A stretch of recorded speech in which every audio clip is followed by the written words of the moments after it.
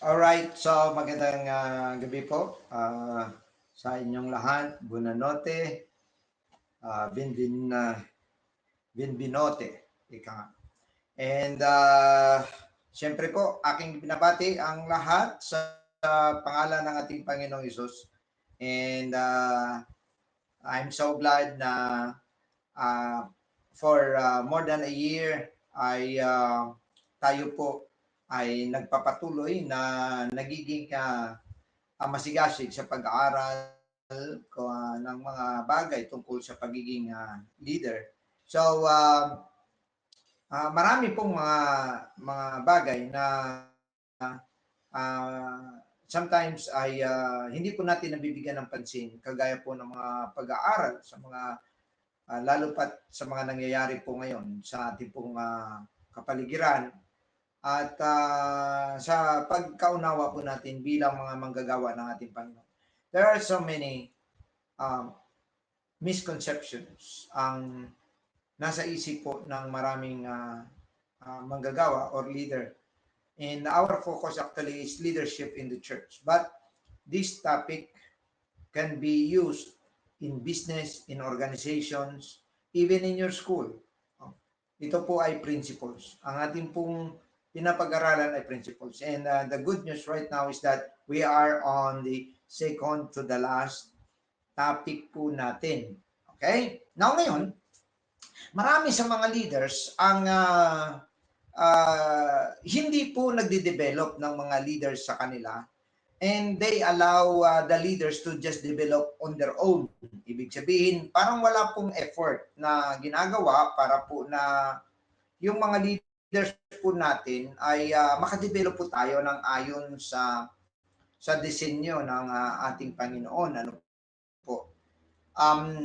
Para bang umaasa tayo na if he has the calling, then he will just be go with it, ano? Pero kung inyo po sa Old Testament, meron pong tinatawag na School of Prophets, itong si Elijah.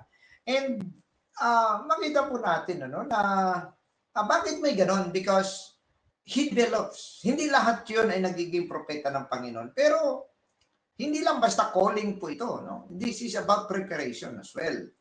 So mahalaga po mga kapatid na tayo po ay may desire to prepare ourselves. Huwag po tayong umasa na ay marating ko rin yan. No? Kumbaga, minsan sabihin lang natin, positive thinker ako. Marating ko rin yan na narating ni ganitong pastor, ni ganitong evangelist, magagawa ko rin yan. Hindi po yan nadadala sa ganyan lamang po. No? Being a positive thinker, it's good you have a vision, but you must be a doer of the vision. Okay? So, meron po kayong mga desire para po sa inyong pong kinabukasan, magtrabaho po tayo, no? mag-prepare because opportunities are just there. Opportunities are just there. The only question is, are you ready to have it? Secondly, are you prepared for the challenges of that opportunities? Yan. So sana po, no, ma-appreciate po natin ang ating pong mga pagsisikap na ito. And isang meeting na lang po tayo at tapos na po ang first and second module. Ang susunod po ay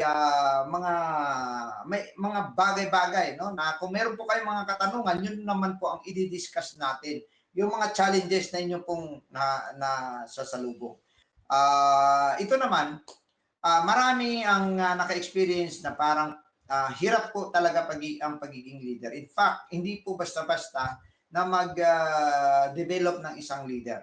Hindi po talaga biro ang mag-develop ng isang worker, ng isang pastor, para maging pastor siya at magiging mabuting manggagawa siya. No? Kasi pwede ka namang mag-produce kagad ng mga pastors, pero baka hindi sila magiging mabuting manggagawa. So, yun po yung mga bagay na kinoconsider na nagpapabigat po ng konti sa trabaho ng isang pastor or leader. So, ang epekto sometimes ay dahil wala na rin pong time ang leader, wala na rin pong time ang pastor, ay hindi na po siya na-develop. So, bahala na kayo mag-develop ng inyong mga sarili at kung gusto nyo at willing naman kayo, maraming opportunity. Unfortunately, yan po ang resulta po niyan ay kumbaga nagikahos yung church sa paghanap ng mga taong po pwede pong magamit. Wala pong may padalang worker, wala pong may maka-Bible study, wala pong maka-home Bible study. Yun po yung epekto. Pero gusto ko pong i-share ngayong gabi. No? Kasi nung last time, ang na-share ko po ay anong favor, ano ang benepisyo ng pag-training natin at pag-mentor sa mga leaders doon naman sa mga mini-mentor. Okay? Yun sa mga developing leaders, sa mga new leaders. Anong epekto sa kanila? Yun po yung na-discuss natin last week. But this time, ang akin naman pong ibibigay sa inyo, mga benepisyo ng isang leader dahil sa kanyang pag-mentor. Okay? Now, isa sa maalala po natin mga kapatid na kaimportansya ng mga elders and leaders na maayos po ang kanilang ikang pag-training sa kanila ay ang isang instance doon sa buhay ni Moses na sila po ay nakipaglaban sa Amalekites, inutusan niya si Joshua na maging leader doon sa pakikipaglaban. And habang sila namang tatlo, si Moses, si Aaron at saka si Hur, umakyat po sa bundok at pagkatapos po ay tinataas ni Moses ang kanyang kamay. And habang tinataas niya na nanalo ang Israel. Dahil sa pagod, bumababa yung kamay ni Moses, abay natatalo. So napuna ito ni Aaron at saka ni Hur. So ang ginawa nilang dalawa, inangat nila yung kamay nila, no? Inangat ang kamay pala ni Moses at pinaupo sa bato itong si Moses dahil buong araw po, buong araw na tumayo doon si Moses at buong araw din po ang laban. And ito po ay basahin po natin ang kwento pong ito na atin pong mapag-aralan. At thank you sa inyong mga comments. No? Kung may mga comments po kayo, mag-comment lang po kayo kasi nakakatulong din po yan sa aking mga discussions. Kung ano po ang inyong mapulot na aral sa ating pong lesson ngayon. Okay. Alright. Now, basahin po natin. Kung may mga Bible po kayo, ihanda niyo po yung mga Bible nyo. Exodus chapter 17 po tayo. 17, yes. And buksan po natin ang Exodus chapter 17. And pwede pong maganda po mabasa ninyo. Okay? Alright, basahin po natin. Verse 11. And it came to pass, when Moses held up his hand, that Israel prevailed, and when he let down his hand, Amalek prevailed. But Moses' hands were him, and they took a stone and put it under him, and he sat thereon. And Aaron and Hur stayed up his hands, the one on the one side, and the other on the other side, and his hands were steady until the going down. Take note until the going down of the sun. Walang kain-kain. O, posible kumain, baka inaano na lang, no? Sinusubuan na lang, no? Kasi maring ko to. But that's whole day. Whole day po ang nangyari. Ito po yung napakaganda na example. Dahil kung mag-isa lang po si Moses, hindi po mananalo ang Israel. Kung mag-isa lang po siya. The same time, kung si Joshua doon sa baba, ay siya lang din mag-isa, hindi rin po mananalo ang Israel. Right? So, dito natin makita na kahit na ikaw ay nakikipaglaban, ikaw ay isang magaling na nag-ano ng kaluluwa, no? Ikaw yung nagba-Bible study, ikaw nagre-reach out, marami kang kaluluwang dinala ng Panginoon. ay hindi po natin po pwede isang tabi, no? Ang bahagi ng ating mga pastor. Dahil marami na pong mga tao ang nag-iisip, akala nila nung sasabihin nila na ako, dahil sa akin yan na lumago yan eh, dahil sa akin yan may mga nadala ko dyan ng mga kaluluwa, nandyan yung mga kaluluwa, ako nagpalaki ng, in fact kami or ako nagpalaki ng gawain. But when they live, kung live, nung sila umalis, kung totoo na sila ang nagpapalago ng church, dapat pag alis nila ang church ay babagsak. Pero bakit ang church ay mas lalong lumalago din? Patuloy na lumalago. And then, kung sila nga, kung ang tao na yan, ang siyang totoong dahilan ng paglago ng church, kung nagsimula ka ng gawain mo doon, bakit hindi lumago? Yan. So, ito po mga bagay na ito mga kapatid, dahil ang trabaho po ng paglago ng church ay hindi po trabaho ng isang pastor lamang. Hindi rin po trabaho ng mga elders lamang. Hindi rin po trabaho ng mga members lamang. Ito po ay trabaho ng lahat, mga kapatid. You have to remember, lahat po tayo dito kasali sa ganito pong endeavors. Kaya po, wag pong magmalaki. Now ngayon, pag makita po natin, paano ko nasabi na napakaganda ng espiritu nitong dalawa, ni Aaron at saka ni Hur? Kasi unang-una, si Moses bilang leader, hindi po dito nabasa na humingi siya ng tulong sa dalawa. In fact, ang tanging mabasa lamang natin ay humingi lamang ng maaring kinausap niya lamang itong dalawa na sumama sa kanya. Pero nung dumating doon, habang tinataas ni Moses ang kanyang kamay at siya'y napagod, hindi po siya humingi ng tulong sa dalawa. Hindi po niya nilingon yung dalawa o kaya kinausap, baka pwede nyo naman akong tulong. Huwag naman kayong tingin lang dyan ng tingin, baka pwede naman kayong tumulong. Hindi po humingi si Moses, but si Hur at itong si Aaron, napuna nila na pag tinaas pa lang kamay ni Moses, nananalo. Pag abang bumaba, talo. So ibig sabihin, ang puso nitong dalawa na ito para siyempre manalo ang Israel. Di po ba? So ang ginawa nila para hindi mapagod si Moses, naghanap sila ng mga bato at pinagpatong-patong at pinaupo doon si Moses. At nung umupo doon si Moses, hinawakan nila ang kamay ni Moses, kaliwat kanan, na nakastedi hanggang sa maghapon at nanalo po ang Israel. Kung makita po natin, itong dalawang elder na ito ay maayos po ang kanilang sense of observation. Ibig sabihin, hindi na po sila naghihintay na para makiusap pa ang kanilang leader sa kanila, kundi sila na mismo tumitingin kung ano ang mga kailangan sa church. Sila na yung tumitingin kung ano mga bagay na dapat magawa sa church. No? Kasi sa totoo lang minsan, sa mga pastors, may mga pastors pong napapagod na rin pong mag-utos.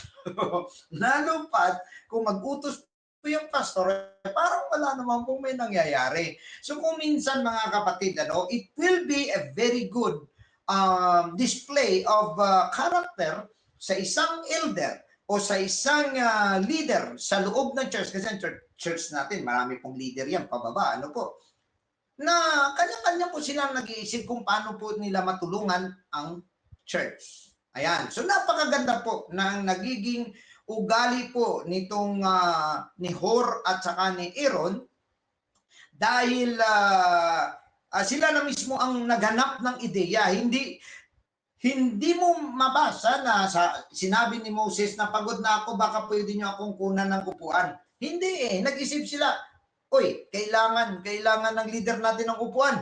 O, di ba? Parang ganun lang, no? Gawa tayo ng paraan. Wala naman sila may magamit. Bundok po yun Pero gumawa sila ng paraan.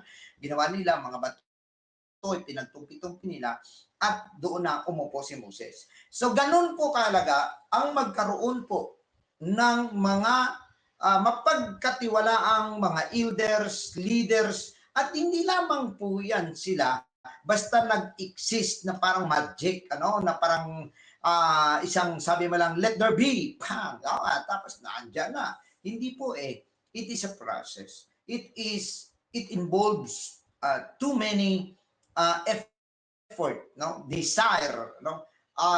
Kumbaga, it involves also your determination eh na ma-share mo sa kanila, ma-produce mo yung mga tamang tao na mga leaders na lumalago sa Panginoon, because the day will come, they will also be the one to train other leaders. So they must have enough knowledge and experiences para na sila ang susunod naman, no? Kung habang sila ay nag-grow, support sila dapat sa church. So again, ito ulit, i-remind ko sa ating mga elders, sa ating pong mga leaders na dinidevelop, na i-take po ninyo na isang paghahanda sa maaring ibigay sa inyo ng Panginoon ang pagtulong sa inyong mga leaders. Baka mamaya isipin naman po natin na parang ginagamit lang tayo ng leader natin, mabuti siya, parang siya na lang yung napapansin, tayo hindi. Masama po na pag-iisip yun, because you have your own time.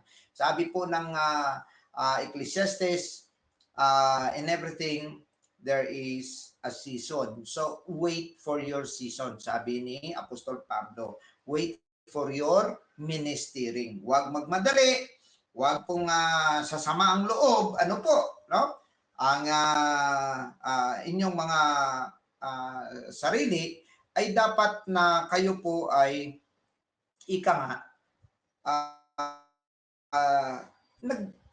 nagiging humble, submissive until your own time comes. Okay? Kagaya ni David. Si David po, mga kapatid, he was ordained when he was a teenager. Did he push his way to the crown? No. He waited for his own time. In fact, wala pong kaganagana si David na siya ang kailangan maghari habang hindi pa po binibigay ng Panginoon ang panahon. Alright? So, ganun lang po We need to wait for our ministering. Okay, now, mahirap mag-mentor, mahirap maging leader, mahirap maging pastor, mahirap mag-produce ng workers. In fact, tanungin niyo po yung mga pastors kung gaano po kahirap mag-produce ng mga leaders po sa loob or another pastor. No? Napakahirap po. But, wag po tayo tumingin sa hirap. Wag po tayo tumingin sa mga negatibong bagay, no? Sa mga traumatic experiences natin bilang leader. Ang pinaka-traumatic kasi sa mga leader, yung pinagkakatiwalaan mo, yung pa yung lalaban sa iyo, yun pa yung magiging masama yung sasabihin tungkol sa iyo. Nakakadagdag po yun, parang po yun double-edged sword, no? Kahit saan dumaan, may tama. Oo, parang salita lang din ng Panginoon, di ba? Salita ng Panginoon, kahit saan dumaan, may tama, either good or bad, may tama eh. So ganon din po minsan, At wag po natin tingnan yung mga negative po na mga benepisyo ng pagiging leader or mentor po natin. Ano nga ba ang mga benepisyo ng isang leader or mentor kung tayo po ay nagsisikap? Ako po ay nagsimula mag-training actually ng mga workers mula po 1996-97 nagsimula na po akong mag-training doon po sa Binangonan pa ako noon, no, sa bundok. Yan. And marami na pong nagiging pastor mula po doon, po. So isa na po diyan ay si Pastor Arnel. Si Pastor Arnel ay isa sa mga elders po natin, and then sa training po na yun ay nag-develop din po siya, and nagiging pastor na rin ngayon. So karamihan po sa mga atin pong na-develop ng mga pastors ngayon, ay dati po mga backsliders, dati po may mga problema, no, na hindi na nagsisimba, no. At nung napunta po sa ating ministry, ay nagiging mga pastor sila, kagaya po ni Pastor Nap, ano? Sila ni Pastor Alvin, ayan, Alvarez, ano? Sila Pastor Ron, ayan. And nag-produce na rin po sila ng ilang mga pastors, no, na kasama, no? At nandiyan na sila Pastor Jetro, no? Pastor Miko, ayan. Pastor Vin Reyes, Pastor sa amin, Pastor Charles, and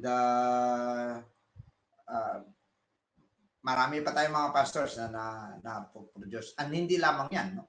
Yung kahit wala po sa church po natin at ngayon ay nasa ibang group sila, dito rin po yan sila na training, no? May mga ilan po yun na dito po talaga sa San Juan and Cubao na training modules po natin and training efforts po natin sila natuto na ngayon. Sa pagkakalam ko ay halos mga 4 or 5 pastor na po sila yan nasa labas po na sa hindi po ALJC sa ngayon, no? Pero sa atin po ay may mga napoproduce po tayong ilang mga pastors po natin. Okay, now ang sabi po kasi, one of the greatest rewards of adding value to people is that it comes back to you multiplied. So, okay, dito po tayo titingin. Huwag tayo tumingin doon sa mga negatibo kasi pag negatibong titingnan mo, wala kang gagawin.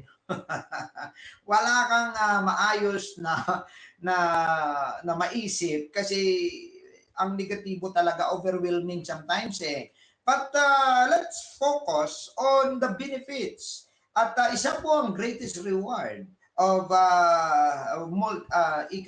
adding value to people, meaning training people, mentoring people, discipling people, is that it comes back to you multiplied. Ibig sabihin, makabenepisyo ka. Ayan, mamaya, i-discuss po natin. Ano ang unang benepisyo ng isang leader kung tama ang kanyang pag-mentor at tama ang kanyang pagbigay ng sapat na training dito po sa mga pastors na ito. Number 1 po ay loyalty. Okay. Now, ang loyalty is a subjective matters. Again, I would like to tell you, there are times na sa isang tao, mga kapatid, ang pag-isipan natin na ang loyalty actually is subjective.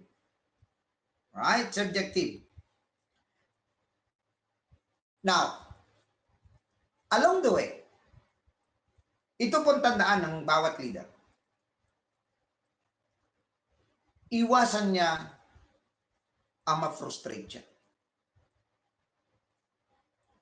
Ma-offend and ma-frustrate. Wala pong sapat.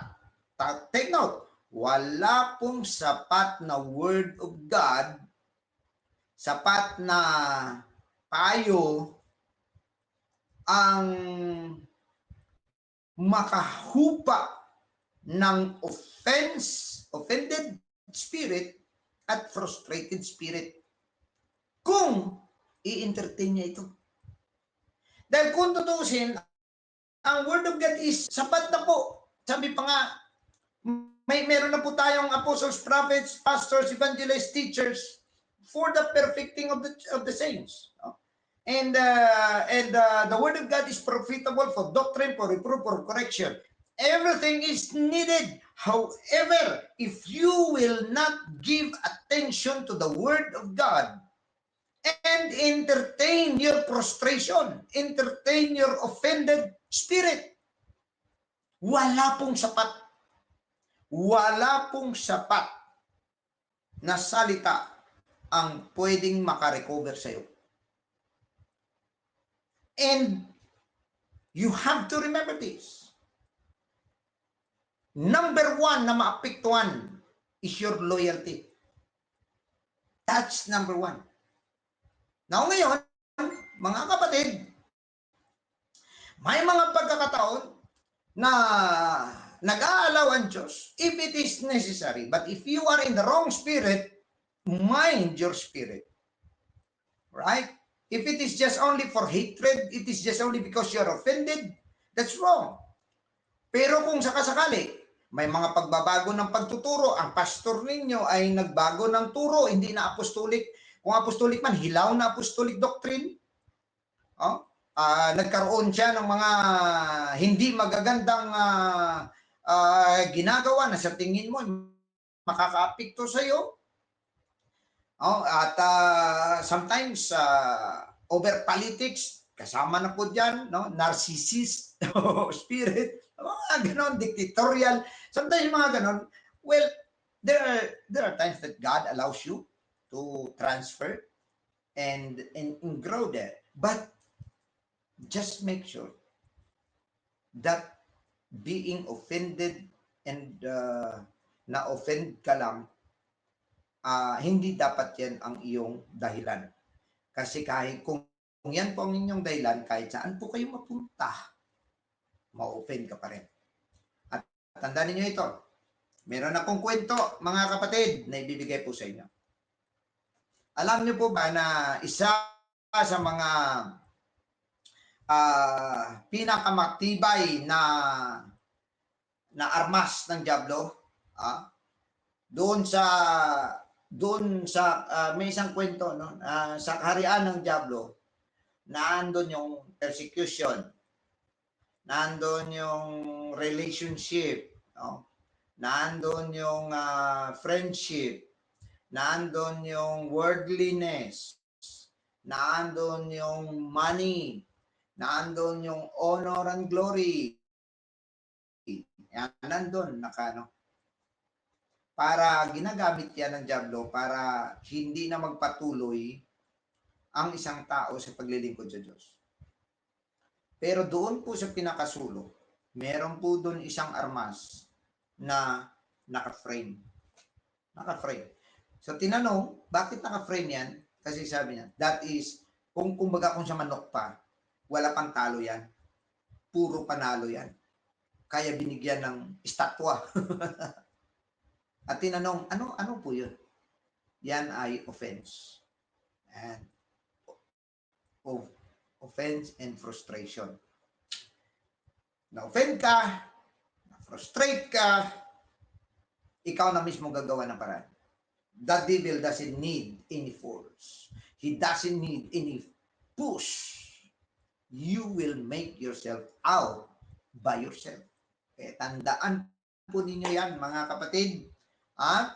Number one, na maapektuhan, at mag-ingat po tayo sa mga sulsul ng diablo, sa mga sama ng loob ng ibang tao na pinapasa po sa atin. Ay, mag-ingat po tayo, mga kapatid. Dahil maaaring hindi mo problema yan, ay idamay ka pa nila sa problema nila. Okay? So, pero kapag maayos po ang espiritu, hindi po natin kasi yan masiguro kung tutusin, kahit gaano po sabihin ninyo, kahit sabihin pa natin, ito pinakamagaling, ang loyalty niyan, maaaring matest, masubukan po yan. So ngayon, sa aking experience, mga kapatid, the loyalty of my leaders comes from their belief in what the church or organization is doing and their sense of commitment to the team. Ibig sabihin, kung makita naman nila na ang church po ay hindi po sila inaabuso, hindi po sila ginagamit lang, no, para sa personal na interest. Makita po nila na may direksyon ng church at tama ang tinuturo. Tama ang kanilang pagsisikap, no, ang mga dahilan ng kanilang pagsusumikap para magtrabaho sa Panginoon, mga kapatid, ay ito po ay magbibigay sa kanila ng loyalty sa kanilang leader. They will go with their leader dahil alam nila na this person can lead them. No? And na-notice ko rin na the people around me work beautifully together kapag naintindihan po nila, no, na ang ay hindi lamang kinikilala kanilang pastor, kundi alam nila na ikaw ay may tamang direksyon, ikaw ay may tamang pundasyon, ikaw ay hindi nagti-take advantage sa kanila, no? Ikaw ay hindi kumukuha ng mga bagay in favor lamang sa iyo. No? So, mahalaga po yun, mga kapatid. And they always seem ready to jump in and do whatever they can. Opo, iyan po yung aking experience sa Batasan Church, mga kapatid. Although hindi man po 100%, pero marami po tayong mga elders, mga members na once na mag-request po tayo ay they're ready. Kahit na pagod din ng mga yan, kailangan din nila ng day off, kailangan ng ano, but they can, no? They can do it, and then they can put their own personal interest beneath the best interest of the church. Ayan.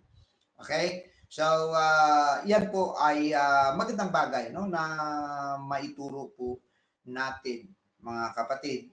At kapag naituro po natin ng tama, naturally, they will be loyal to you, not because of your personality, but because they can trust you as their leader. Yun po yun. Okay? Alright. Now, next, encouragement. So, kapag tayo po ay nag-develop ng mga leaders, nakakatanggap din po tayo ng encouragement. Now, encouraging others makes them want to encourage you too. Ang ibig sabihin kasi ganito po yun. Tayo naman po ay hindi naman po perfect. Marami pong mga kahinaan, marami pong mga kumbaga parang napapagod din po tayo, no? At medyo may mga maling desisyon din po tayo, mga kapatid.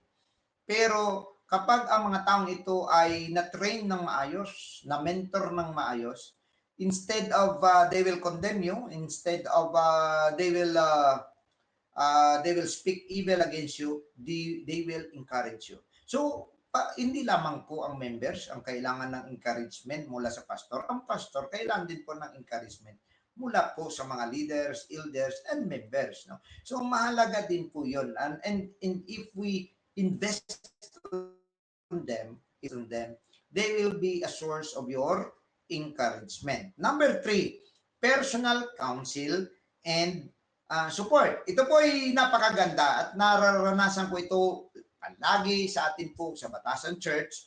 Now, a valuable result of developing leaders is the advice and counsel you can receive from them. No? We benefit from the knowledge and wisdom of the leaders in our church and organization.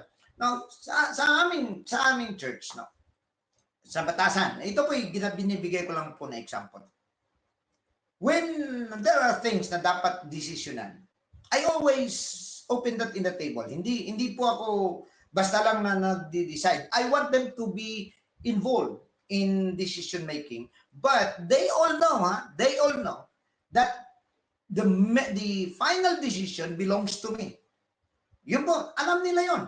Pero nilalatag ko po yun sa kanila, and then everybody would give their opinion, will give their suggestion, they will give their own mind, their own observations, and then pag-usapan, okay, ano ang pinakamaganda. And once na makuha mo ang lahat ng mga information, ikaw bilang leader, makadecide ka ng maayos. Ibig sabihin, hindi ka blinded. No? Ang decision mo, hindi blinded. No? Hindi yung blind spot na decision. Kasi hindi maganda na hindi mo alam kung anong naandyan tapos diyan ka magdidesisyon, no? Kagaya pa rin sa palang driving, di ba? Kung nagda-drive ka tapos blind spot ka, huwag ka mag-overtake dahil hindi mo alam kung anong nasa unahan. Baka mamaya may papasalubong, tama? O kaya huwag ka mag-overtake on the other side kung hindi mo pa sigurado. Kumbaga, magtansya-tansya ka muna, dandahan ka para tingnan mo. Mamaya, pag lumipat kang bigla sa kanan, is kasi ang left side sa atin, sa driving, ang tawag po dyan ay overtaking side. Okay? Pag ikaw naman ay dito sa kanan, ang tawag naman po dyan ay suicide. Sa kabila, overtaking side. Sa kabila, suicide. So, pagka tumingin ka, daan kang tumingin. No? Hindi naman masama na overtake ka sa kanan as long as it is free. At natansya mo na kaya. Ako, pag nag-overtake ako sa kanan, I always give a signal sa nasa kaliwang sasakyan kasi ayaw niya umalis doon. Kung wari, two lanes lang ang papunta, two lanes ang pabalik. Yung two lanes na yan, siyempre kailangan mo sometimes sa kanan ka, hindi ka maka-overtake doon sa kaliwa niya, sa kanan ka mag-overtake, just let them know. Di ba? So, yun po yung maganda na bago po tayo mag-decide, nakakuha na po tayo ng mga sapat na impormasyon para hindi po tayo madisgrasya. Okay? Minsan, tatanungin mo, libre ba? Meron bang nakapa? Kasi mamaya may nakaparada doon, ay salpo ka talaga. Di ba?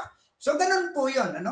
Na kung may mga na-develop po tayong mga tao, mga leaders, may sarili po silang mga pananaw, may sarili po silang ito ang pinakamaganda dahil na-disciple sila ng mabuti, na-training sila mabuti, ang kanilang direksyon ay para sa good ng church or ng organisasyon or ng department. No? Ibig sabihin, hindi sila nagsasuggest dahil para lang may masuggest. Hindi lang sila nagsasuggest na or nagkikriticize, no, na nagrereklamo, hindi nagsasabi sila ng mga bagay for the good of the church or organization or department. Kaya nga po, yun po yung makabenepisyo po tayo. Napakarami po na aking natutunan.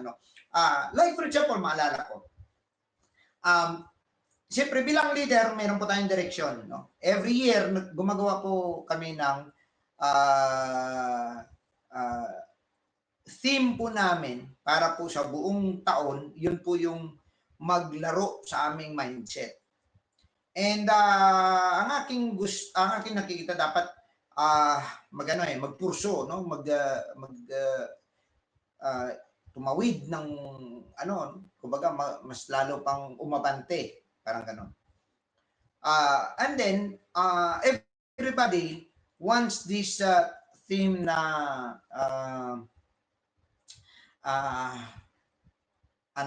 parang grow up. Ano ngayong natin? Moving up, no? And nagkaroon ng isang tema, na yung word na build up, no? Build up. And parang naisip ko, bakit kaya ito yung kanilang naisip? So, ang ginawa ko, nagpa-survey ako sa lahat ng bumoto. Anong nasa isip ninyo? Bakit yun ang inyong napili? And so, marami po tayong nakuha ng mga ideas, pakiramdam, feelings, na bilang leader naman, hindi naman kailangan na kung anong gusto mo, yun talaga dapat ang masunod. Okay? For the good of the church, of the team, of the organization, sometimes may mga personal sacrifices po tayo. Pang-apat po na benepisyo ay follow through. Ibig sabihin, meron ka pong team, meron ka mga tao na maaasahan mo doon sa mga masisilang bagay, sa mga importanteng decision making, no? Because sabi sa church po natin sa Batasan, meron po akong tinatawag na mga core groups po natin. Sila po yung mga elders, no? Siyempre ang pinaka-core group po natin yung mga pastor po natin, Pastor Rod, Pastor Charles, and then meron po tayong kasama po sa core group na yan ang mga elders po. And ang pinakamaganda dyan ay kumbaga kahit sila lang ang iyong kakausapin, may magaganap, may magagawa. Ayan. And then kung may mga importanteng bagay, at least small group of people. Tandaan natin mga kapatid, kapag may problema po ang church, the smaller people involved, the better. Huwag po ninyong ikalat. Huwag po ninyong palakihin. Dahil palaki din po ang problema. So kung ikaw po ay elder ka, dapat ang iniisip mo, paano ma-contain ang problema? Paano mabigyan ng solusyon ng problema? Hindi yung para na ikaw pa ang magiging dahilan na ikakasira ng church or ikakasira ng leader mo or ikakasira ng inyong department. So dapat ang lahat ay naka-focus doon po sa kabutihan ng team po natin ng church, no? Especially ng atin pong kahit pong mga small groups po natin. Okay? So, pinakamaganda po na kung may mga tao kang ganito, maasahan mo sila. Pwede mo silang tawagin. No? Kagaya sa akin, no? Minsan tatawag lang ako sa mga senior pastors natin, mag-uusap kami. May mga pinag-uusapan po kami na ganun mga bagay na sometimes kami lang muna mag-discuss. And kapag ito'y ipalabas na namin, napag-usapan na. Kumbaga, hamis na po yon, hamis na po. Okay? Now, remember that they implement ideas, complete projects, handle details, and perform problem solving para po sa akin. No? For example, sa akin, napakalaking kaluwagan na meron pong mga coordinators. Ako, no? So, kung minsan may mga ang relationship doon po sa mga other churches, nakakausap ko si Pastor Rod. No? Sa mga internal naman na mga matters, nakakausap ko si Pastor Charles or sometimes both of them. Pero sa mga programa naman ng church na coordination ng bawat departments at ng mga announcements, nandyan po si Sister Nieben, nandyan po si Sister Hersia, and nandun po ang ilan sa mga elders po natin na humahawak ng mga ganitong mga bagay. Malaking kabawasan po sa akin. Sa totoo lang, hindi po kayang bayaran yung kanila pong pagsisikap, ang kanila pong sacrifices, nasaluin ang ilan sa mga tasks na kailangan kong gawin, no? Kundi sila na kaya na nila. And I can just give them sometimes yung mga situations at sinasabi na, okay, kaya ba yan? Sasabihin ko lang sometimes, gawa na nila, nagko-comment na lang ako, minsan ay nagbibigay na lang ako ng dagdag na idea. And the good thing is, hindi po sila na-offend kapag ako po ay nagdagdag ng ideas. And I make it sure naman na it is constructive, no? Hindi po negative criticism. So, siyempre, bilang pastor, ikaw pa rin ang may final say sa lahat ng bagay. They also create and implement their own ideas within the context of the vision that we casted. For example, siyempre, may mga gusto kang mangyari, ganito kasing dapat mangyari. So sila, nagkakaroon na sila ng creativity. No? Kasi sila yung mga taong na training mo, nasiran mo ng iyong pananaw, nasiran mo ng iyong puso, ng iyong kaisipan. So alam na nila. And they can have their own way. At nagbibigay sila ng sarili nilang suggestion. No? And I encourage that in the church. No? Kahit nga po sa ating church, hindi po nahiya yung mga elders po natin para magsabi sila na, Pastor, baka po pwedeng ganito, ganyan. Because I encourage them to do so. So, lahat po tayo, no, dapat ganun po ang ating hindi po sana tayo ma-offend dahil tayo po yung leader tapos may gusto tayo tapos hindi naman po na-implement. Sometimes po, kung yun po ay napag-agreean, dapat ma-implement. And it's up to you how you deal and handle the matters. Now, they are also constantly furthering the goals of the church or organization. Ibig sabihin, mas lalawak pa po ang inyong magagawa dahil sa tulong po nila. Okay? Pang-anim po ay balance of gifts. Ibig sabihin, mga kapatid, na kagaya po ng lahat ng tao, lahat po tayo ay meron pong strength, meron pong weaknesses. Marami pong mga tao sometimes nag-observe, sinasabi sa akin na parang ang dami kong alam sa mga bagay-bagay. But I am not, ika nga, no? Jack of all trades, master of none, ika nga. But I have, of course, my own specialty. I have my own strength, but I have my own weaknesses. I have things that I cannot do. I have things that I can do minimally, but not excellently. No? Not an excellent way. So, because of this, yung mga tao na ito na training mo, no? Some of the areas of weaknesses we had been able to improve through personal growth and development. Sinisikap po natin na mag-develop tayo. Pero itong mga taong ito, no, ay ika nga, ah, meron silang specialization. Meron silang mga tinatawag natin na specialty. Ayan. So kagaya for example, ako isang visual artist. Ah, but on the digital art, medyo nabibehind na po ako ng konti.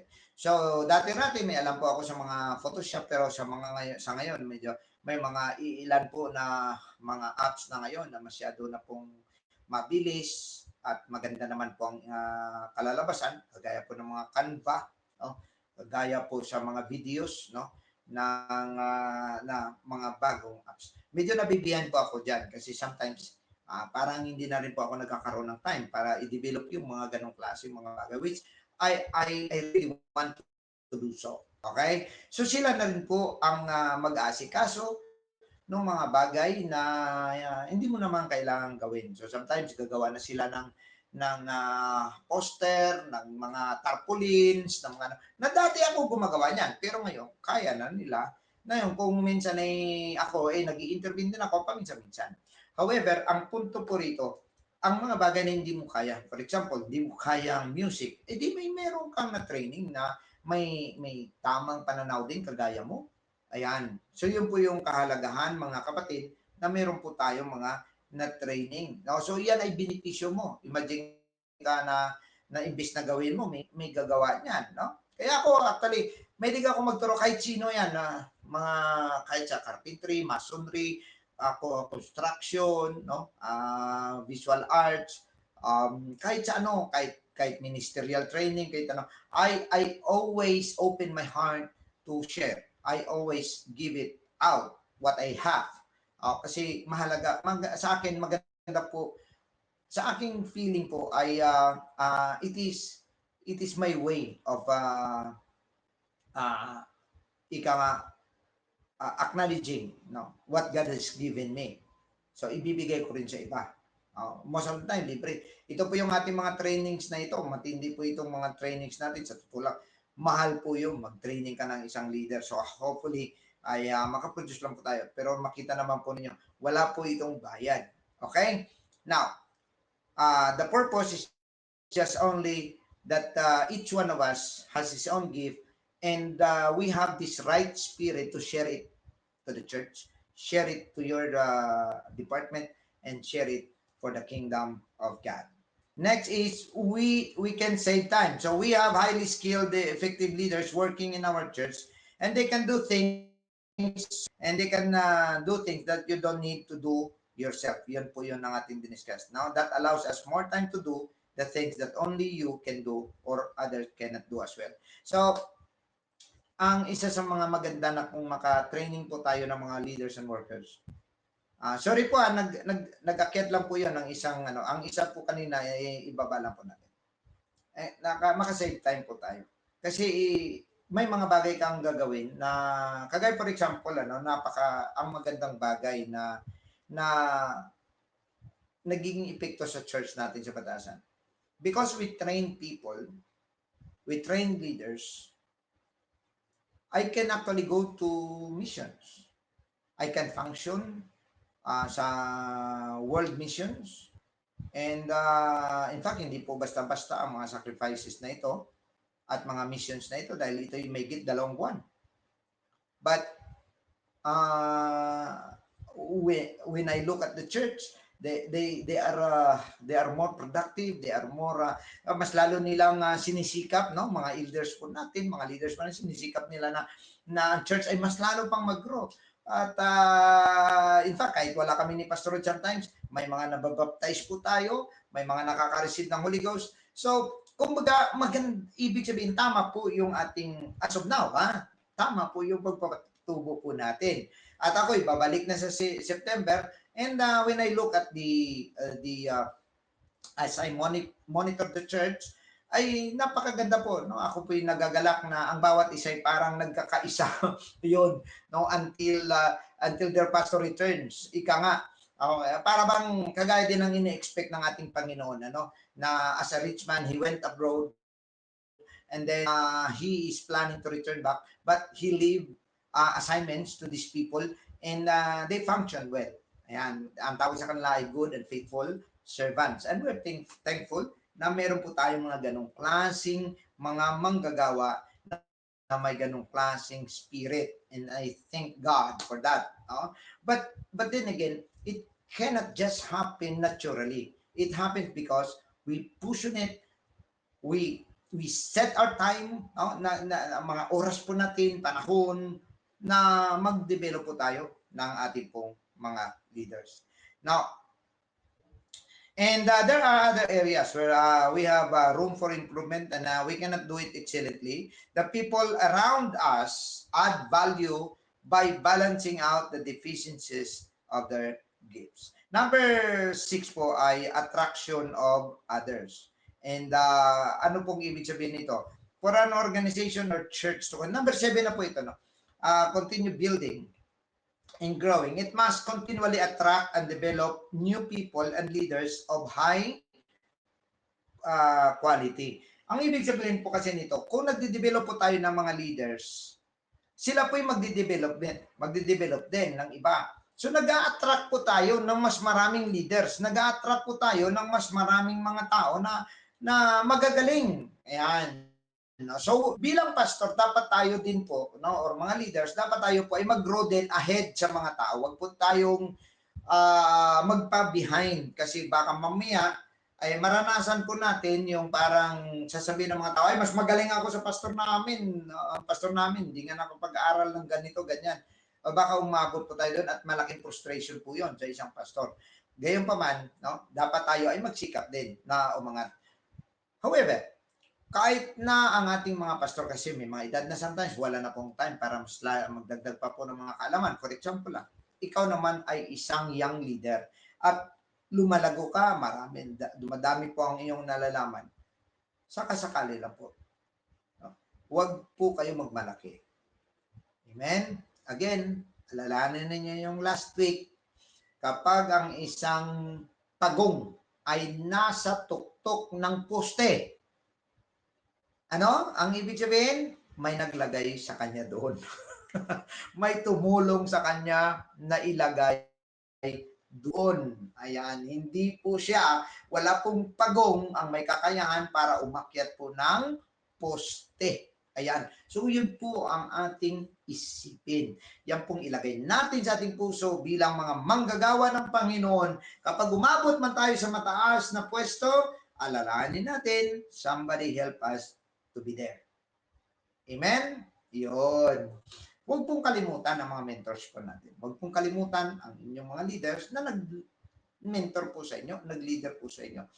Kahit in one way or the other, alalahanin po ninyo sila, pasalamatan po ninyo sila because that will be good for you.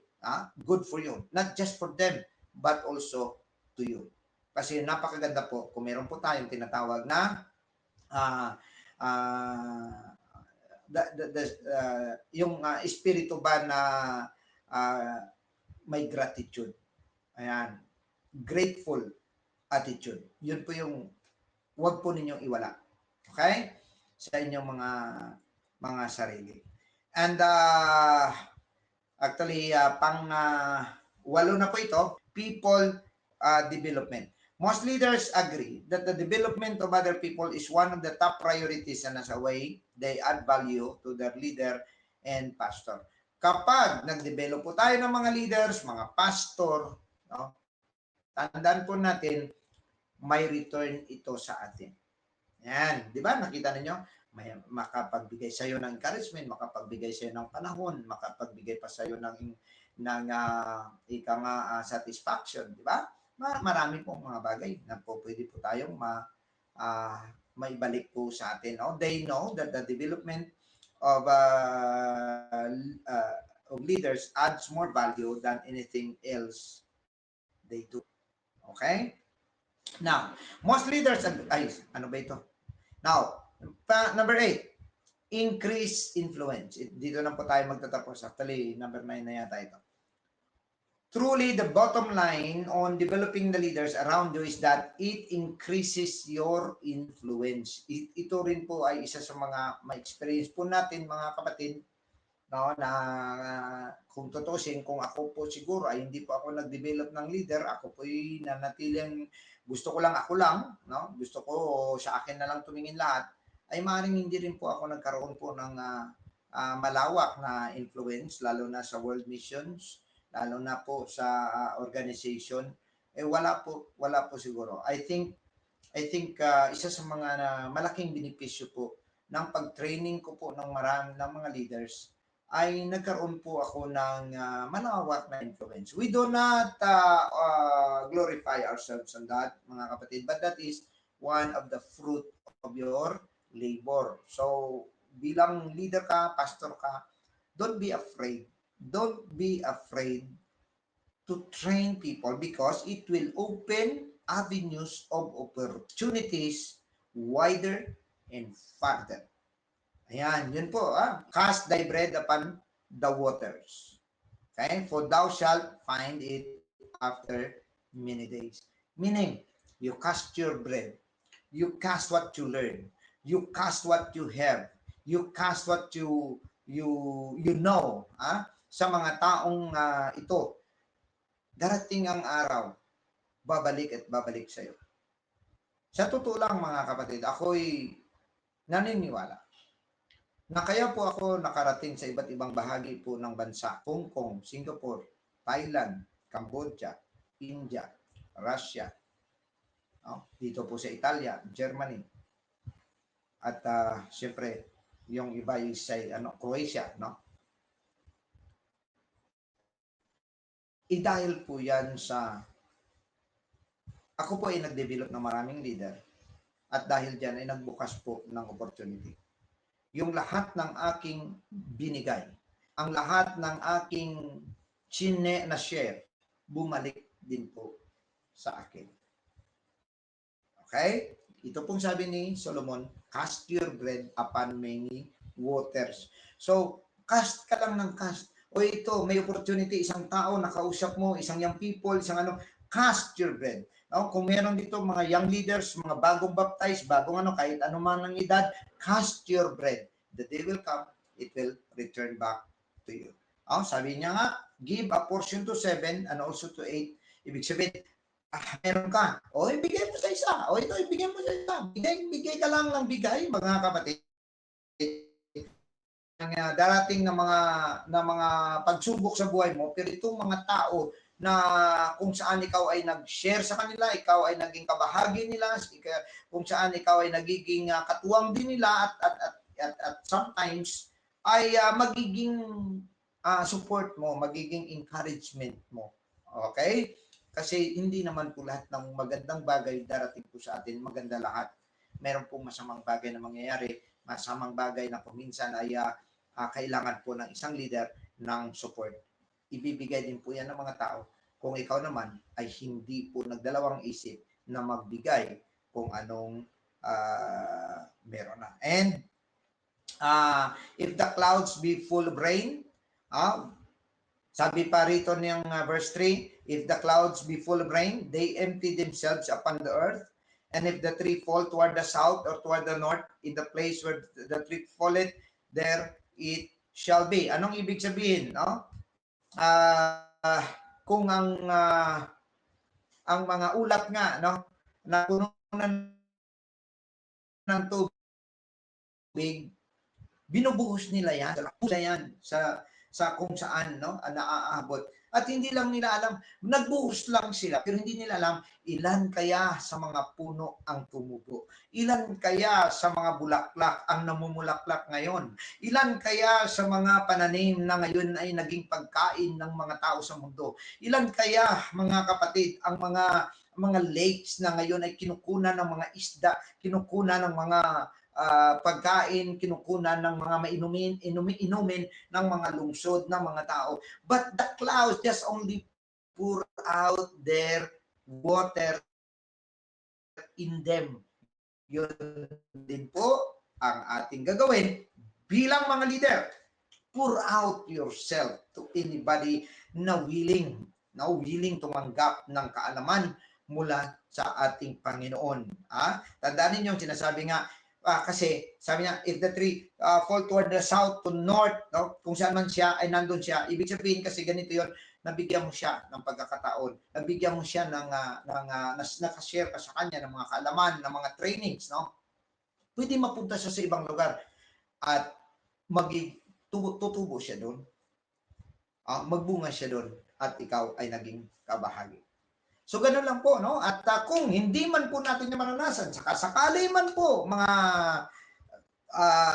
kapatid, sakali man, hindi ka maalala ng mga na-training mo, hindi ka maalala ng mga pastor na pinatubo mo, for example, okay na lang yan.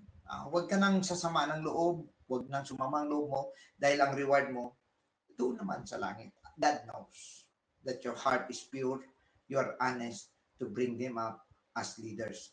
But the losses is with them. Kung hindi sila marunong mag-acknowledge or magtingin ng gratitude sa mga taong tumulong sa kanila, it will be their losses, not yours. Ayan. Kaya po, wag po tumingin doon sa mga negatibong mga bagay na dahil nag-training ka, baka mamaya yun pa yung sa'yo, it happens, but it should not make a reason that we will not do or we will not develop people to be leaders, especially in our churches. Dahil kung marami po tayong mga pamahiin, marami po tayong mga trauma na i-entertain, marami po tayong mga bad experiences na i-entertain, hindi po tayo makaani. Ito pag sabi ng verse 4, he that observeth the wind shall not sow, and he that regardeth the cloud shall not reap. Anong ibig sabihin? Yung mga, na pag sinabi mo ng, mahangin, wag na. Paano kung 1 hour lang naman pala yung hangin? Hindi ka nakatrabaho buong araw kasi kinancel mo na yung buong araw mo. At kumbaga parang ang dami mong iniisip ng mga bagay-bagay at sasabihin mo pa, wag na ako mag-training. Bahala na sila sa buhay nila. Okay na ang buhay ko. You will not reap at the end. Amen. Wag pong masyadong mapamamahiin. Mga kapatid, wag po tayo magiging slothful pagdating po sa pag-develop ng ating pong mga leaders.